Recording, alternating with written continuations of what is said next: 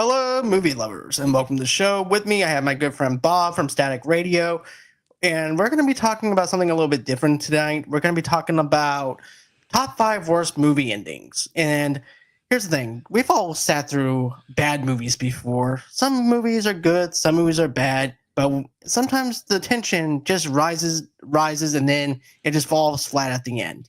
But here we are. We're going to be talking about our top 5 worst movie endings right now.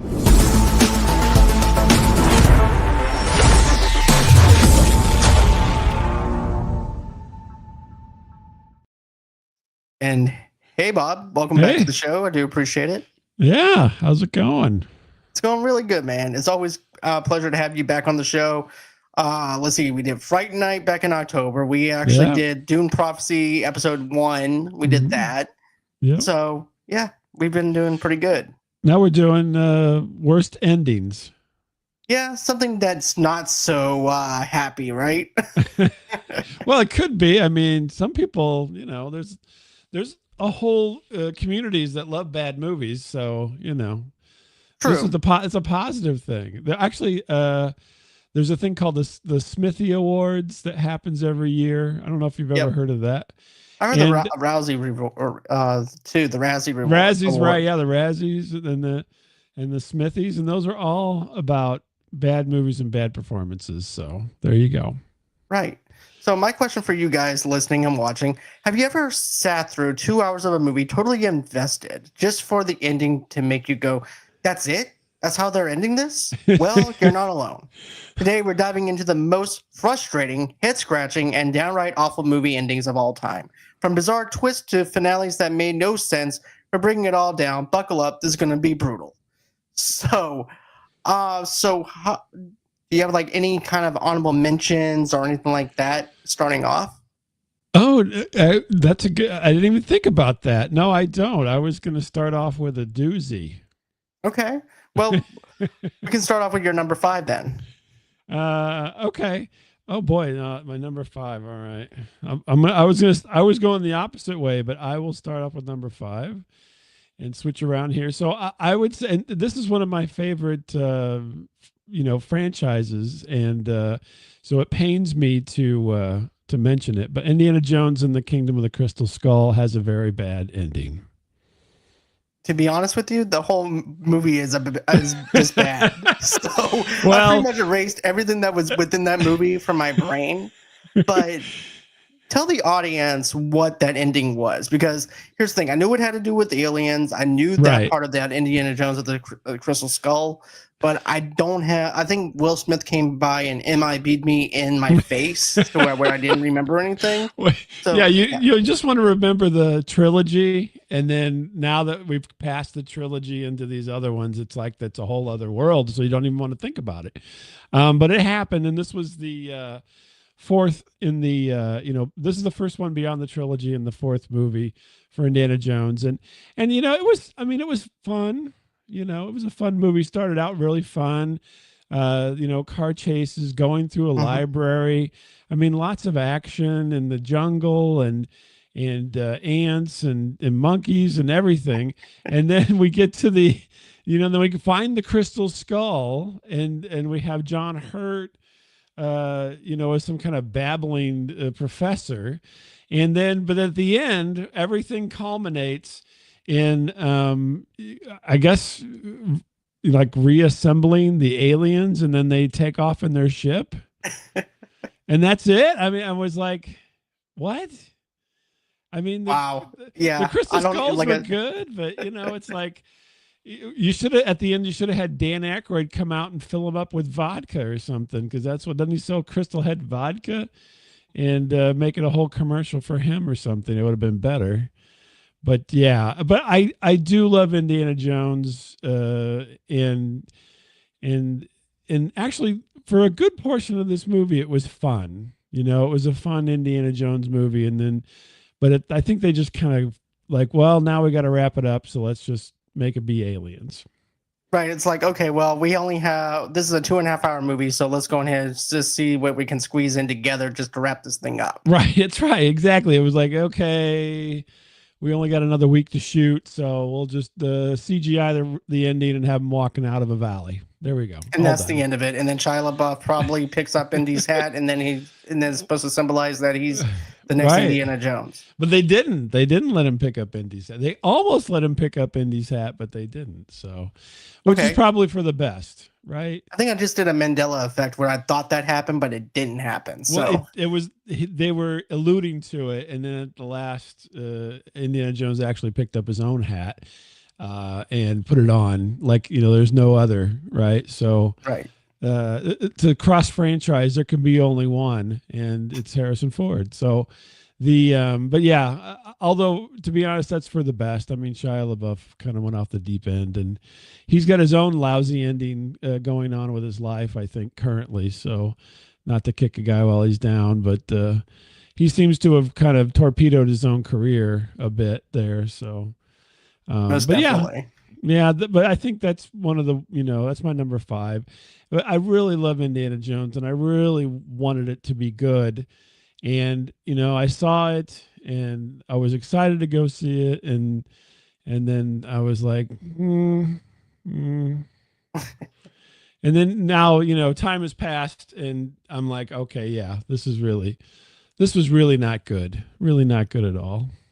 Right, because I'm not sure. Like, did I really enjoy it? Did I not enjoy it? Am I being too critical here? Maybe I'm just being too hard pressed on it. Because sometimes I walk out of the movie theater, I'm like, am I being too hard on this movie? Did I not like this movie? And then you go back and try to replay it. It's like, yeah, this is just a bad movie.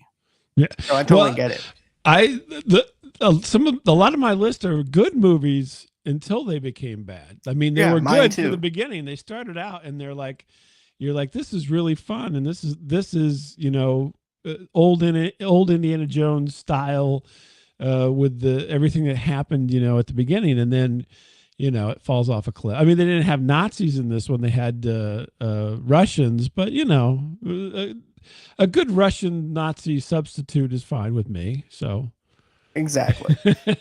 So pick up your vodka, and we're going to talk about another. Here's the thing. I'm a huge Stephen King fan. So when I found out they were doing The Mist, I had to watch this. So everything about this, from Thomas Jane being in this, and then it being a small town, and then you have these creatures that are coming into this town, and there's just something horrifying of something that you cannot see, just like how the fog is. But I liked everything about this movie, and I'm just like you when it comes down to the Indiana Jones movie. Was like, if it was a good movie up until the ending of this movie of The Mist. And I had to go with this ending because of the fact that it's just so damn depressing, because this is one of the soul crushing things about this film, where the survivors are trapped, and also too, and you're thinking that this horrifying thing within the mist itself and is never going to end with these creatures coming out and stuff like that. And if Thomas Jane would have just waited a few minutes later, everybody would have been fine. Right. But survival over common sense, though, is another thing, though, too. It's about survival. No one knows about survival. But it's like, guys, we did the best we could. We survived. We got out of we ended up getting out of the supermarket. We survived everything else. But look, let's just call it what it is. We're not going to make this out alive. So he gets everybody to kill themselves that's in that car. And then only to find that the military arrives seconds later, revealing that they all are about to be rescued. It's a brutal gut punch of an ending that left me like kind of questioning everything that I was enjoying about this movie. It's like, what the fuck? You put me through this, and now you're making me go through this whole entire emotional damage of these characters offing themselves. Do you think it would have been better if only a couple of people killed themselves and then the army showed up? Wait a minute, stop! Everybody stop! I don't think that would have been any better, to be honest with you. But who knows? I think they should have stopped at the son whenever he was about to kill himself. That way, Thomas Jane and his son would have actually been out of the car. Yeah. but to know that your own son killed himself, Well, yeah, that is horrific. for no reason And at that point. Yeah. like, don't get me wrong, yeah, you have the Dale from The Walking Dead in this movie and stuff like that, all these secondary characters, but underneath the surface of it all, you're focusing on through the lenses of Thomas Jane and his son and the survival of those two characters, where you can Mhm. actually off those characters, other characters, even though we might have emotional attachment to those other characters. But here's the thing: it's about Thomas Jane and his son. So if he would have Right. just said, "Hey, son, look, so I have a look. Let's just change our minds right here and stuff, and see what happens. It's just us Mhm. now." Right. Let's take a breath here. Hold on a minute. I think I hear something in the distance. But here's the thing, though, too. You also don't know what's coming out of that mist either. Either Right. something good or something bad. It's like a 50-50 shot that is the military. Right. Right. Yeah. Well, I'm with you, but I think maybe the idea was to give you that emotional ending, overly emotional ending. But you're right. It's like maybe they could have done a better thing other than the military rescuing. You know what I mean? So maybe they could have at least made it somewhat clever rather than just the cavalry shows up. Right, exactly. Yeah. But yeah, that's what I have for my number 5. But I just want to mention this. There was actually a what the fuck moment, like in the movie theater when I saw Battlefield Earth, even though that whole entire movie sucked. Yeah. But I remember sitting in the theater and one guy says, "What the fuck did I just watch?" I'm like, "Well, I'm glad I wasn't the only one, dude, because that was actually my words that was going to come out of my mouth." But Yeah, yeah, Battlefield Earth is a weird one. Yeah, that's yeah, for sure. But there's a whole lot of backstory on that movie. yeah. Holy moly. But Yeah. yeah, what do you have for your number 4, though? So I'm still deep in franchise territory here, and I'm going to say the ending of the culmination, the culmination of all the Harry Potter movies. Okay, I think I'm that intrigued. was, yeah, that was not the best. Well, first of all, I don't think that the last movie needed to come in two parts, to be honest with you. I mean, yeah, they filled the time, but I mean, they filled the time. They could have condensed everything down into kind of one longer movie, 2.5, 3 hour movie rather than doing two full. I think they were a little over 2 hours each, the Right. two parts. I mean, they that was obviously a money inspired move, I think, on everybody's part. They're like, oh, this money train's coming to an end. Let's add another stop. Well, don't And forget, during that time, though, too, we also had the Twilight series that was doing the same thing first. everybody did, yeah, everybody. So it's Well, like, that's okay, probably so yeah. let's capitalize on what Twilight did. Oh yeah, it And worked out. yeah, Monetarily, it worked out. But then at the end, it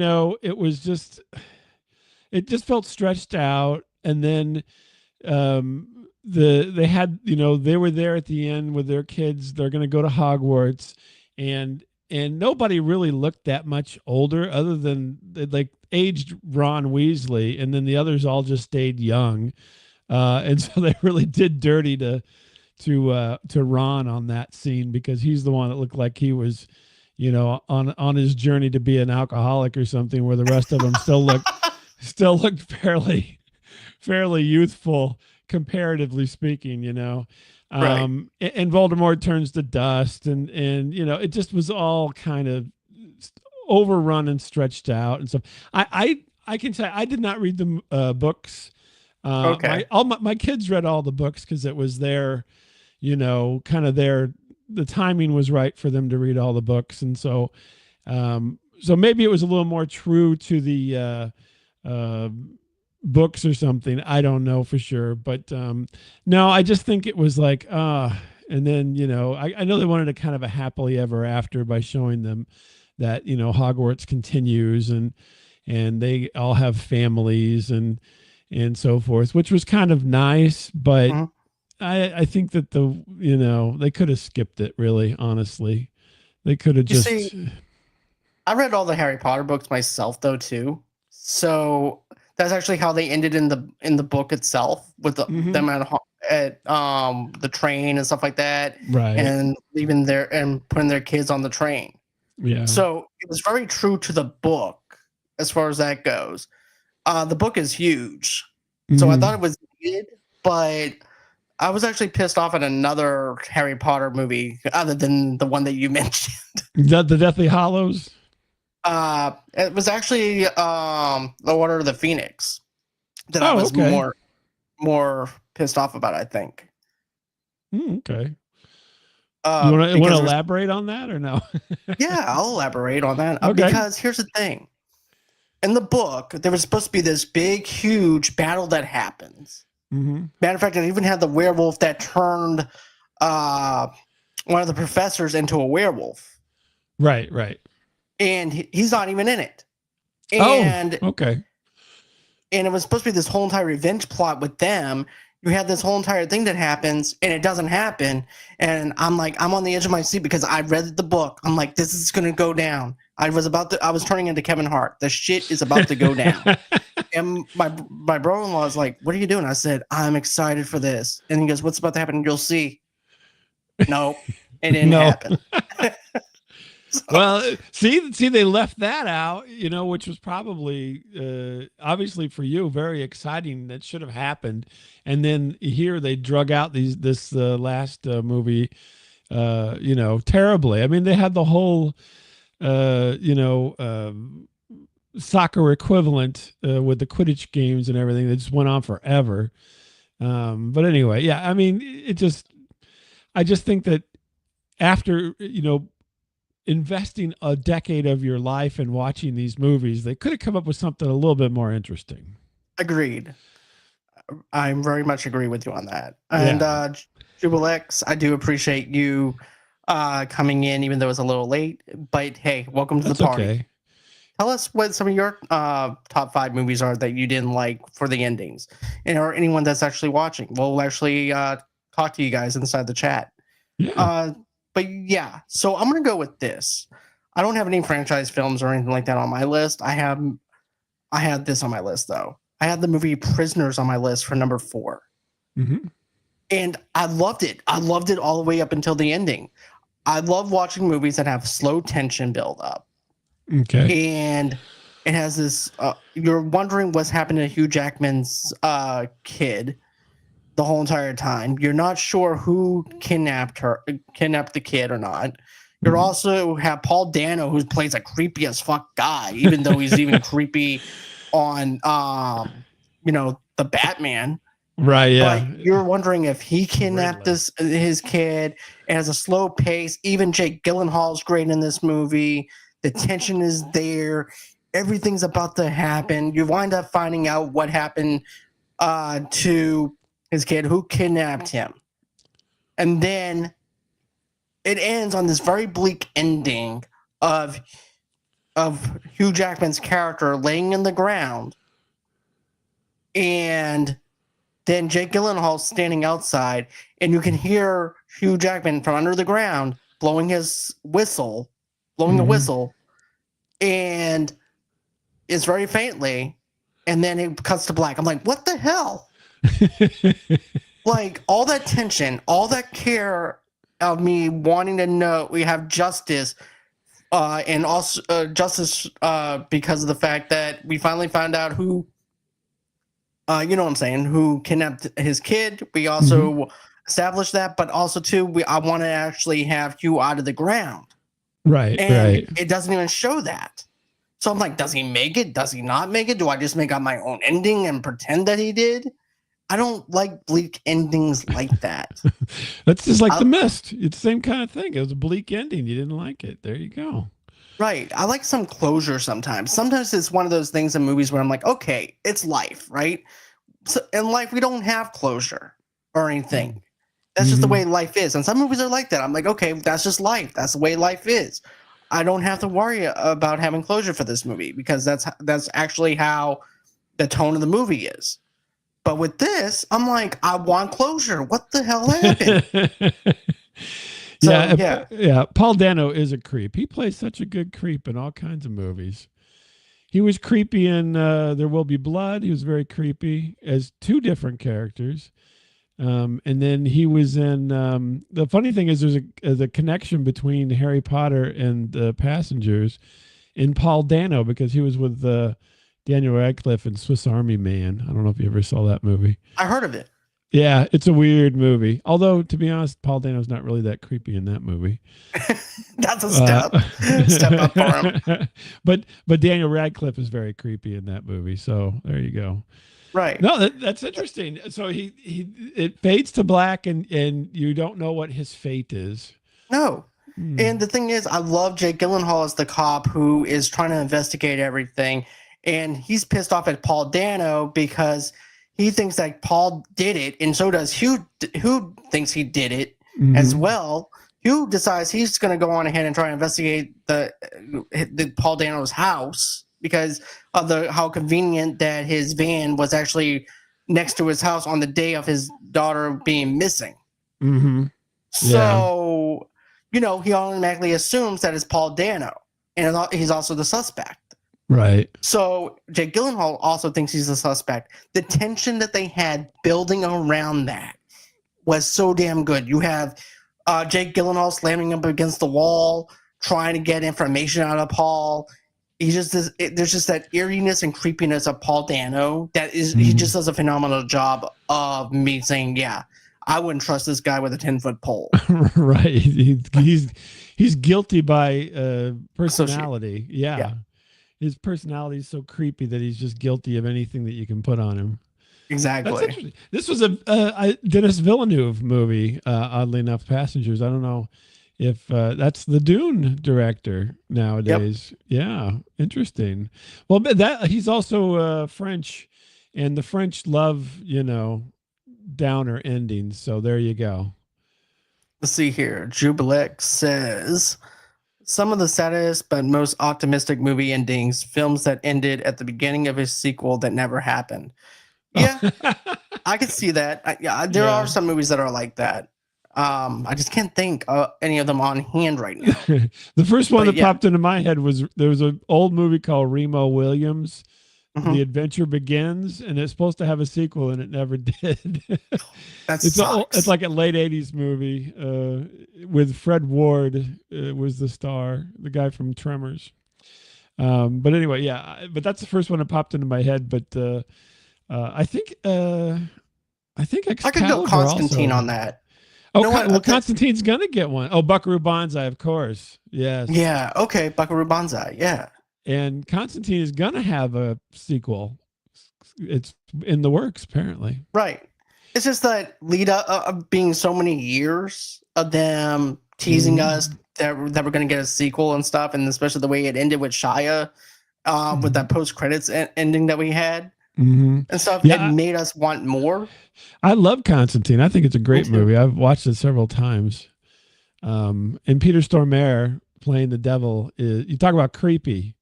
Talk about a creepy guy. Most definitely. Him and Paul Dano could have a creep fest. They need to make a movie between the two of them being super creepy. I would pay to see that. I would definitely pay to see that. It'd be pretty good, wouldn't it? Yeah. Oh my goodness. So what do you have for your number 3? Okay, and then this may be. We had a quick conversation before we started. This may be creeping into that territory. The Village. Oh, dang, man. Yeah, that's actually my number 3. Oh, okay. Well, that's my number 3 as well. So we could just talk about it. Okay. I like M. Night Shyamalan movies typically. I think that he's unfortunately steered himself into his own genre. You know what I mean? So he's gonna have his own word like Hitchcockian or whatever. There'll be Shyamalan like or whatever, like Kubrickian, because he makes kind of the same thing over and over. I think The Village may have been kind of that point where he kind of caged himself in to have the big twist movie. Obviously, Sixth Sense, good movie. And everything that kind of set him on this course. But The Village, I think, is what trapped him. Because, Well, if you It remember, Time Magazine was trying to put him down as like the next Steven Spielberg. sure, So sure. at that point, his ego was pretty much like, okay, I got to make every movie have a twist. Well, he should whoever was giving him that, recommendation, he should have dropped that immediately and went and done something different, because he's stuck Yes. now. He's totally stuck. There's, every movie I think after this one is kind of similar in the nature where it has to have some kind of weird twist to it. And yeah, this one was, I think, it was the one that set him on this path. And it's also, I think, it's not the worst one, unfortunately, but it is the one that, made the detour for him, because, oh, we send our blind girl out into the world. We've got this forest reserve that we live on, but we don't really know that yet. And then, they get out, and then the whole thing's just a ruse. And Yeah. it's like this poor woman is Bryce Dallas Howard, I think, and is tortured for what? For nothing, for no Right. reason Exactly. whatsoever. I mean, it was She just had to climb over dumb. that fence at the very end of it. Yeah, Then to find out that this guy's lying his ass off the whole entire time. right. This is just Yeah, some stupid Halloween costume. right. It's just like a piece of fabric and a couple of sticks with a couple of flashlights or something. It was like the dumbest reveal. You know what I mean? They kind of got you going, and then it was made really well. But then you're like, oh, gee, Yeah, he sends her out on a really? quest because remember, Joaquin Phoenix gets hurt and she's in love with Right, Joaquin Phoenix. right. She And wants so to therefore save she tries him. to save him. Right. Oh, you have to go to civilization or whatever. You have to go outside the village. Yeah, I mean, how big was the land? My gosh, this went on forever. I It mean, how looked like much? something that was just out of my backyard or something, and Right. then that was it. That's what it Right. looked like for the village, for this small community. But then it took forever. I guess it does take a long time when you're blind to navigate, when you don't know any of your surroundings. I don't know, but maybe she just walked in circles for a couple of days. But yeah, the ending kind of ruined the whole movie. Just collapsed at the end, and you get done, and it's like, why did I watch this? Why am I so invested in this? It was such a letdown, a tremendous letdown in a lot of ways. And then, he obviously, still makes movies and whatnot, but I'm like, oh my gosh, that stupid village. Yeah. Why did I bother with it? The bad thing is, I remember going to see it in the theater, and I'm like, I'm really enthused with it. I remember being sucked into it, and then watching it as an Yeah. adult, I'm like, why does this blind person? What makes her so special that she has to go out and do it? Why couldn't somebody who could see go out and do Right. this? What does It she take him have to like be the one to carry out this task? anybody with even with like half vision could have got out of there in 20 minutes and got everything and come back. It Right. would have been like going to a couple blocks down to get some food and bringing it back or something. They didn't need to have all this production to, No. this poor blind girl, torture her for an hour and a half. It was, yeah, I was just like, and I mean, Unbreakable, loved it. Sixth Sense, loved it. I even like Signs, and yeah, and then this, it's like, oh my gosh, this really, this is the best you've got. This is Right. it. And here's the thing, Signs didn't have no twist to it. Believe it or not, he has a resurgence now. Yeah, And he's actually done pretty decent with his resurgence. But knock on the cabin, it didn't even have a plot twist to it. It was what it was. I'm like, right. okay, so you're learning from your past mistakes, even though I know the next movie that you're gonna have is gonna be a plot twist. Right, exactly. He'll be, he'll get drawn back into it. Well, because that's what people expect him to do now, and he's done it several times, and so yeah, it's like if there's a director that could be typecast, he's that director. Right. It's like, okay, Mm. I used to call him the Sham Hammer.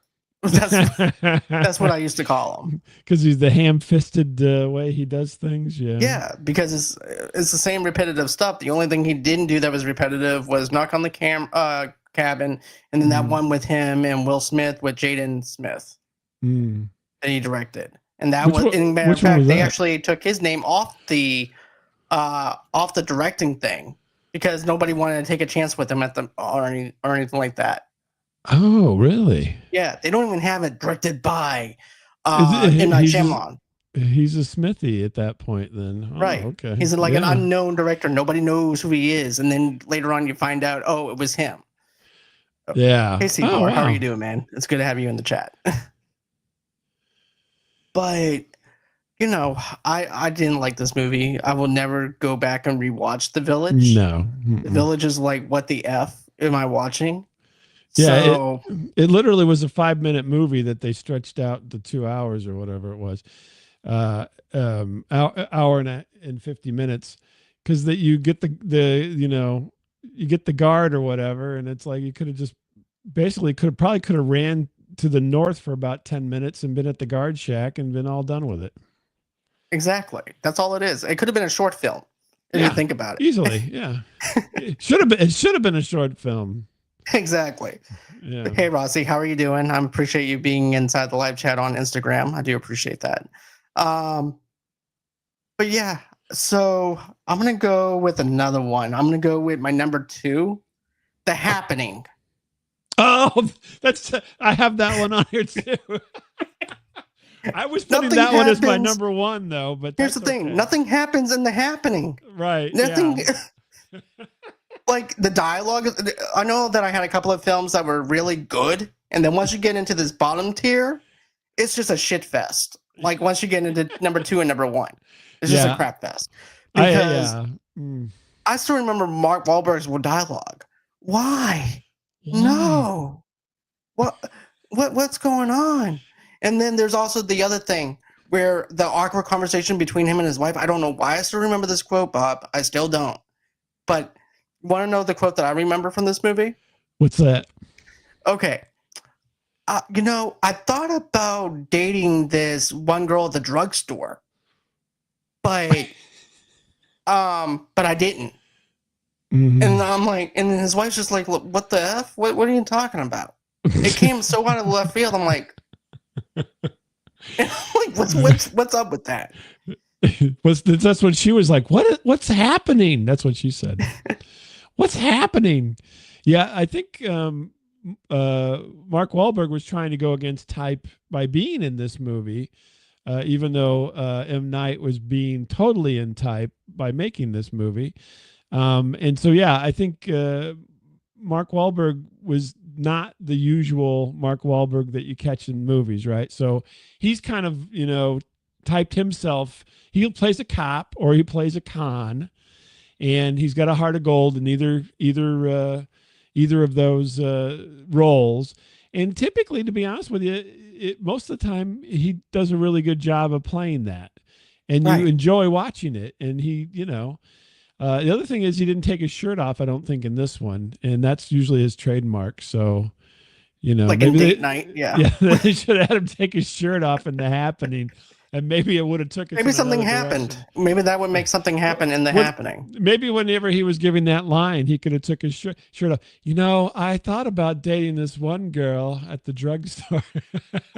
I'm like, that was like so awkward and cringy. I'm like, what does that have to do with anything? And you have John Leguizamo in this movie that signed on for this movie, who's a damn good actor whenever he has the right stuff. Mm-hmm. Like with that one movie that Rossi and I reviewed. With the chef. Oh yeah. That was a good movie. He was he was really good in that. I watched that. Yeah. And yeah. I'm trying to remember the name. It's not called The Chef though. Chef was God, what is his name? The Menu. The Menu was the other one. I think I don't remember. The Chef is with I know John Favreau is the chef. Yeah, John Favreau is the chef, but actually, John Leguizamo's in that with John. Okay, I was confused. He's in Chef. You're right. He's in there with John Favreau. They're Yeah. together. They're together. That's why I remembered it. Yeah, yeah. I It's was called Menu. thinking The there's another Menu. one. No, it's called Chef. He's in the Chef one. The Menu's the other one. Yeah, The With Menu is the horror movie that I was talking about. right. That Yeah, it the was that Menu's was a good horror in. movie. Yeah. Yeah. Oh, right, because But he's in both of them. That's the crazy yeah, thing. that's why I got confused. He's the kind of gangster guy in the Menu thing, right? So Well, he was the actor that was like a right, B, right, yeah, yeah, a B-listed exactly. actor. Yeah, and he becomes like a foodie or something like that. I forgot. Right, he wants to be a foodie, I think was the thing. But he Right. was, wow, we really mixed those up, didn't we? Well, it wasn't hard because he played in The Menu and he also played the chef. So there you go. That's true. I forgot he was in either one of those, to be honest with you. But he did a But good job. yeah, Now that I but remember. here's the thing: you're gonna blame the trees Right, yeah, the plane. and the happening. Yeah. Mm-hmm. And he was like, well, that's because of everything that we're doing to the planet. And that's why it wants to kill us. I'm like, okay, great. Thank you, Smokey the Bear. I do appreciate me sitting down, wasting 2.5 hours of my life that I can't get back. Yeah, well, they should have pulled in, kind of some Tolkien there with the Ents, and the Ents were not worried about anything. They're real laid back until they start, burning the forest. Right. So, and then they're like, oh, hey. So now that I'm done complaining about another M. Night Shyamalan movie, what do you have? So, yeah, The Happening was my number one. And then here's my number two, which is an older movie called Waterworld with Kevin Costner. And so Waterworld, again, kind of like the Indiana Jones thing, it starts out really good. The first half hour, 45 minutes of Waterworld is action-packed, fun, slam bam kind of movie that you would want to watch. I mean, it is great. I mean, they had a whole, stunt spectacular at Universal Studios for years on Waterworld because it was such a fun first part of the movie. And then at the end, I think it's just another one of these kind of stupid movies. They're like, save the girl. She's got the map. And then the map consists of basically a giant fancy arrow and a circle. Yeah. I mean, it's not even like got like micro printing or something. That's it. And then they're like, well, they discover the map and it's like, oh, you go north. And it's like, really? This is where all this great action, and I think one of Jack Black's early roles was in this movie. Dennis Hopper was great. He's the villain, and he was very villainy, and they created a whole world on the water, and it looked real good. And which makes it Water World. Yeah, which makes it Water World. And there's a whole thing about they're collecting dirt and all these artifacts from. I mean, they really built the world, right? That's world building. And then this is the payoff here at the end. Okay. Some little kid that somehow got tattooed when they were a baby, and yet it expanded, and it's not like all crap. It looks solid. I mean, do you have any tattoos, John? I don't know. I got two. I got two tattoos. Okay. So, I mean, when you get old, depending on where they're at on your body, I'm not going to ask you to reveal. I promise you nothing on my private parts. I promise you that. But as you get older, because your skin, loosens up and everything, then your tattoos can change a little bit, right? They change shape a little bit.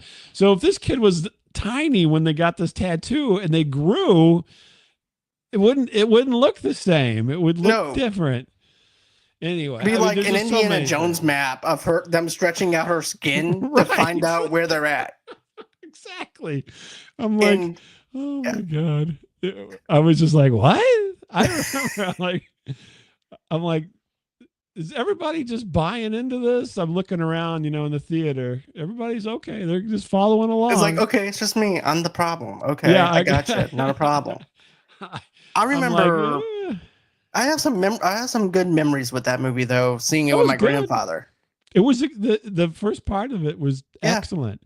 The weird thing is I read a lot about movies back in that time too, and Kevin Reynolds was the director um, for was actually listed as the director, but he didn't finish the film, right? And Kevin Reynolds and Kevin Costner got into it, and I believe the first part of the film was directed by Kevin Reynolds, and the last part of the film was directed by Kevin Costner. It was because he was always Kevin Costner. I love it. I love his acting and stuff, but he always wanted to take control over everything. Right, Even in yeah. Robin Hood, Prince of Thieves, he wanted to take over. So Right. at that point, the director's like, with Waterworld, it's like, okay, Kevin, well, since you think you can do a better job than I can here, Right. take it. I'll take my money and go. Yeah. Right. And I think that, and then you literally can see the split in the movie. It's almost night and day. I mean, they kept some of the elements and obviously it was a very well-made movie, but you know, as far as the storytelling goes, it falls off a cliff real fast. It really does. And I'm like, if I see water, like if you're, you know, nowadays you don't flip around, but back when you flipped around on channels, yeah, I would watch the first part of Waterworld, and then as soon as it got about 45 minutes in, I'd just like, okay, that's the movie for me. I'm done. I'm not watching the rest of this. I'll go on to something else, because that's really where I mean, that's the best part of the movie. There's no sense in watching anything past that. So, No. yeah, it was, but I'm just like, how could they? And I think you're right. So it's kind of the ego. So we just talked about Shyamalan doing the same thing for The Village. In The Happening, it's the ego. They're like, I can get away with anything. And Kevin Costner at that point had already had his Oscar for Dances with Wolves, which was a good movie. Right. And so he's like, I can do anything. And the reality was, no, you can't. No, no, you can't, Kevin. I'd be like, Yeah. look, Kevin, I'm the director here. You're the actor. Mm-hmm. Act your ass off. Do your job. I'm happy Right. you won your Oscar, but you signed on to do this film. You signed on to make X, Y, and Z. So you go on your little raft over there, act like you're in love with this actress, and move on with your life. Right, exactly. Yeah, because I mean, that was, speaking of sequels that didn't happen, Waterworld was being built up to be a trilogy. Like, you know, at that time period, they wanted to have more Waterworlds. That would have been awesome. Like that was like a Dune kind of thing, right? Yeah. Where oh yeah, totally. I'm sucked into that. I would buy into that. But you know, thanks, Kevin. It's tainted now, but I mean, honestly, if you could take the first part, if you could remake the movie and keep the track of the first part and take it all the way through to the end, it could easily be a trilogy. It is a world. It is built out. It is complex and interesting and funny, and you know, anything can happen because you can bring in any character from somewhere off the sea, you know, and that's what world building is like. Just like Star Wars, there's always another planet, right, to explore. There's always more things happening. And so they could have easily had something like that with Waterworld if they would have, you know, not botched it so much. And I mean, it was at the time, it was an original concept. There's nothing, no books based on it. Right. Exactly. It was an original piece. Nobody was doing this. It was a great time to actually just use your imagination and just build on this world and be creative with it. At the time, I think it was the most expensive movie ever made at the time it came out, and it didn't make its money back. Then I'm sure it's made its money back by now because of the cult classics and stuff. Right, yeah, reruns and then just the stunt spectacular probably made it its money back, to be honest with you. Well, even at Universal Studios, really they also still have the Waterworld attraction, so it's still making some royalties. Yeah, I mean, but yeah, I think that would be. I think somebody should take another swing at it, because I thought it was really fun. I mean, they would be even better now with all the advancements of everything, but it was a really fun idea, you know, a fun idea. Mm-hmm. Hybrid people, he had gills, you know, and so there could have been other hybrid people, and it was evolution of people if they had to, you know, live on water all the time. I definitely agree with you on that, man. But yeah, I had a great time watching it with my grandfather. I remember going to the movie theaters to go see it. I remember being intrigued with the mythology within the world of this thing of nothing but water. Mhm. So yeah, I would love to see an original piece on this, like a TV series off Max or something. Yeah, If that you would know, be we always good. say leave original movies alone Hmm. and don't remake anything. This one deserves a remake. Oh yeah, definitely. They should remake this one. Yeah, no kidding. They should map it out. Get somebody visionary like Dennis Villeneuve and not M. Night Shyamalan. We'll leave him No over in his other area. But get somebody who's got some experience. vision. Yeah, and stick them on this, and it can happen. It's been long enough. I think people have kind of forgotten. Although Kevin Costner was kind of front and center in the SNL thing here recently, so maybe they haven't forgotten. I don't know. Well, I'll tell you what. Okay, so I love Martin Scorsese movies. Sign me up Mhm. for any type of Martin Scorsese movie, I'm in. So whenever he decided that he was going to make a horror movie Mhm. with Leonardo DiCaprio, and I saw that trailer, Oh yeah. I already predicted the ending. I looked at my friend. He Hmm. goes, "That looks so good." I said, "It looks like something that I've already seen." Yeah. Guess what? I said, and I'm going to tell you the title of it. It's Shutter Island. Yeah. Shutter I Island. appreciate Martin. I appreciate you, Marty, for everything you did. You gave us Goodfellas. You gave us Casino. You gave us The Departed, Gangs of New Mhm. York. You gave us some of the greatest movies in cinema history. Mhm. But you shot the bed with Shutter Island. Because here's the thing: if I'm able to predict the plot twist to a movie in the trailer, In the trailer, yeah. your Mhm. movie is not it sucks.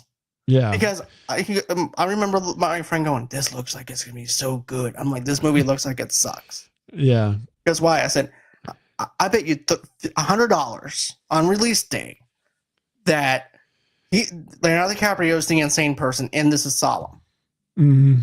and he's acting like he's actually the PI in this thing, investigating this asylum." Yeah. And sure enough, he called me. He goes, "I owe you $100." I guess I told you so. But Oh man.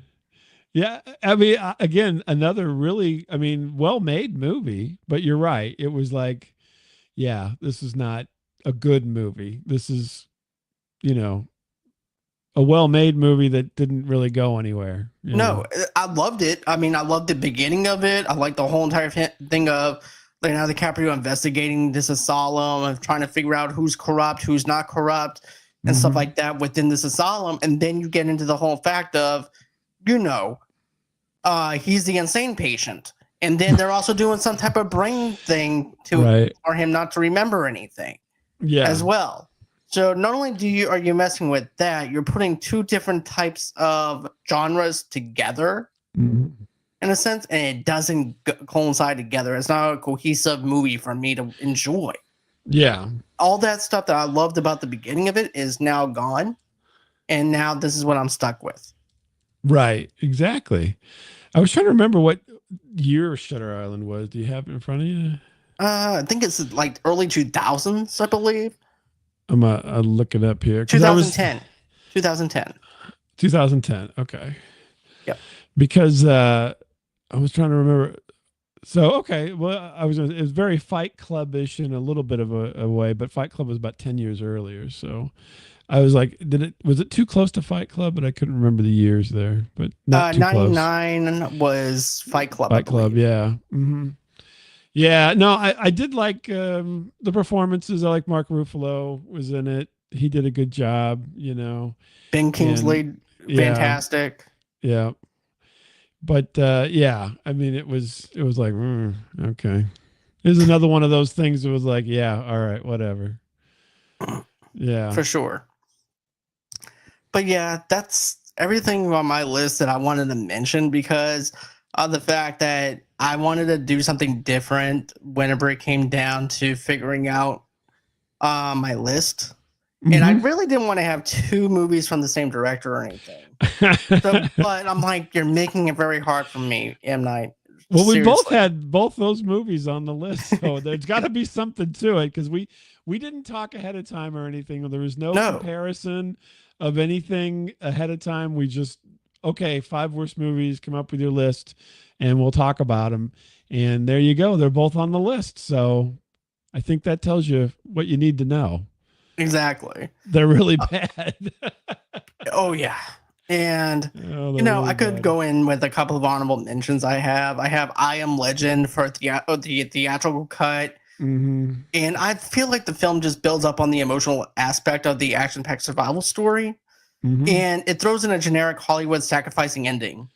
That's something that I didn't really like, is how generic it was, because Will Smith's character Robert dies in an explosion, and then the alternate ending. Get this: anytime when you have an alternate ending, I don't pay attention to, Right. Yeah.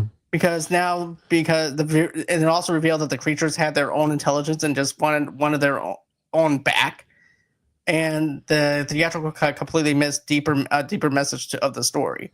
Mm-hmm. But um, but yeah, I just didn't care for I Am Legend the way I wanted it to, and it had so much going for itself that I really liked in this apocalyptic world.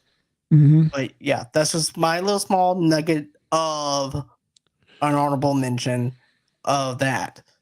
But Well, yeah, I am Legend. There's an older movie called The Omega Man. That's basically the same movie with mhm. Charlton Heston. I don't know if you've ever seen that one. It's like in the No, 70s, whatever.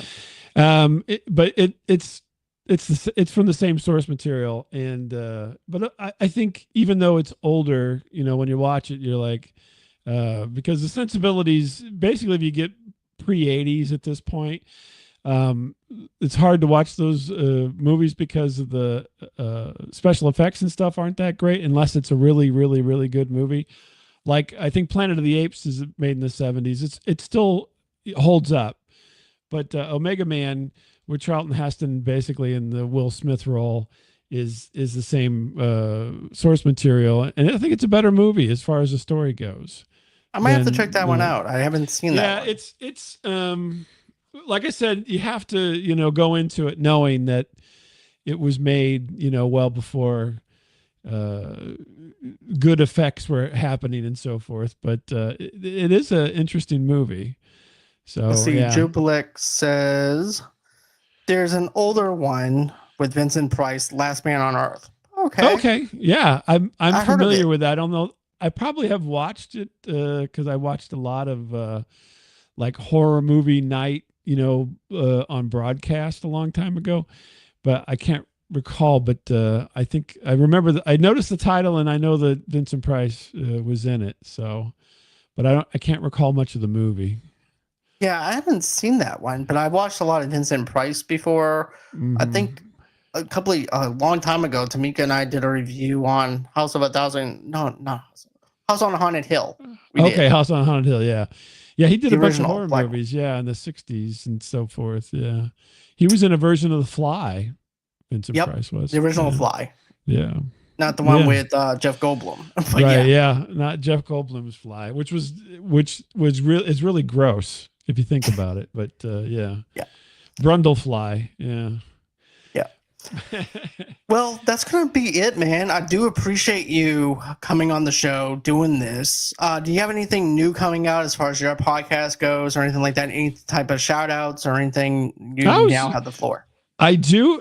Well, you can always listen to me on Static Radio, and we do a comedy show on that of tales from the Midwest, all kinds of funny stories. But I'm doing something that's coming out on Monday. That's a new thing, and it's called Mondo Frico, and it is about we're taking on the world of cryptids, UFOs, the paranormal, and the supernatural, and talking on a topic each week in a humorous way about each one of these things. So if you'd like to hear about the kind of high strangeness with a comedy bent, you can tune into Mondo Frico at I think it's mondofricopodcast.com.